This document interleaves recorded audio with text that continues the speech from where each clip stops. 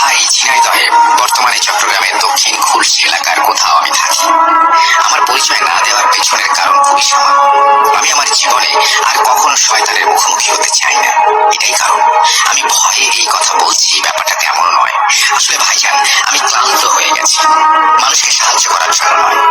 আমি ক্লান্ত হয়ে গেছি শয়তানের খেলা দেখতে দেখতে, আর তার কাছে হেরে যেতে যেতে ভয় হয় এখন আমার। আমার সাথে ঘটা অনেক ঘটনাই আছে, কিন্তু যে ঘটনাটি আমি এখন বলছি সেটা আমার জীবনে একটা দাগ কেটে রেখেছে। এমন ঘটনা শরীরের কোথায় জখম হলে সেটা দাগ থেকে গেলেও তা ভালো হয়ে যায় সময়ের সাথে, কিন্তু জীবনের দাগ ভালো হয় না, ভুলে থাকা যায় না। সাল 2008। আমি তখন ঝিনাইদহের একটি মসজিদের মুয়াজ্জিন হিসেবে চাকরি পাই। রোজ ফজরের নামাজের সময় উঠে আযান দিয়ে আমি দিন শুরু করি। আমার বাবা ছিলেন একজন পীর। তিনি সিলেটের বেশ কিছু দরগা স্থানে বয়ান করতেন এবং ইসলাম প্রচারের অবদান রাখতেন। তিনি মাঝে মাঝে গুরুতর কিছু জিন ঘটিত সমস্যার সমাধানও করতেন।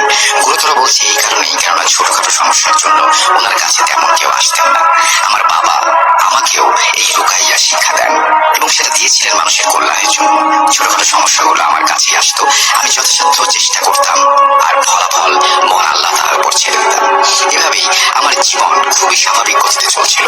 2007 সালের 20 অগস্ট আমার বাবা ইন্ডিয়া চলে যান ইসলামের খেদমত করার জন্য।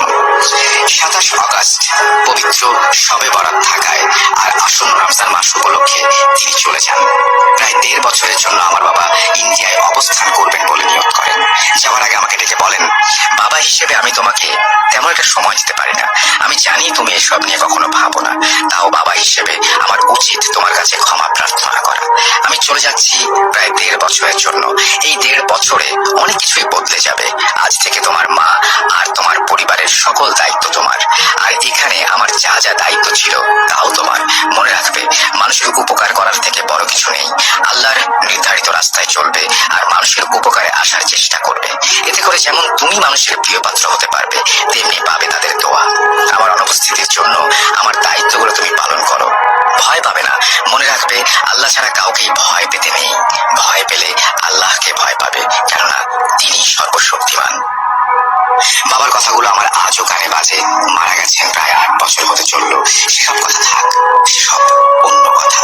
বাবা চলে যাওয়ার পর আমি মসজিদের মুয়াজ্জিন এবং ইমামের দায়িত্ব পালন করতে থাকি। আমাদের এলাকা এবং আশেপাশের এলাকায় আমাদের অনেক সুনাম ছিল। দূর দূরান্ত থেকে মানুষ আসতেন আমাদের পরিবারের সাথে দেখা করার জন্য আর পরামর্শের জন্য। আমরাও যথাসম্ভব চেষ্টা করতাম সুপরামর্শ প্রদানের। একদিন ফজরের নামাজ শেষ করে পবিত্র কুরআন পড়ায় মনোনিবেশ করছি। হঠাৎ আমাদের এলাকায় একজন ভাই আমার কাছে আসেন। আমার সাথে কিছু কথা বলার অনুমতি চান তিনি। ওনাকে দেখে মনে হচ্ছিল উনি খুব পেরেশানিতে আছেন। তাই আমি কোরআন পড়া শেষ করে ওনাকে ডাকি। মসজিদের ভেতরের একটা কোনায় বসে আমরা আলোচনা শুরু করি। উনি আমাকে বলেন, ভাই, আপনার কাছে সাহায্যের জন্য এসেছি। আমি আপনাকে একটা কথা বলতে চাই, আপনি শুনুন, আর এরপর সিদ্ধান্ত আপনার। আমাকে জানাবেন। আপনার বাবা থাকলে ওনার কাছে যেতাম, কিন্তু উনি যেহেতু নেই, তাই আপনি আমাদের শেষ ভরসা। উনি কথা বলতে বলতে কিছুটা উত্তেজিত হয়ে যাচ্ছিলেন।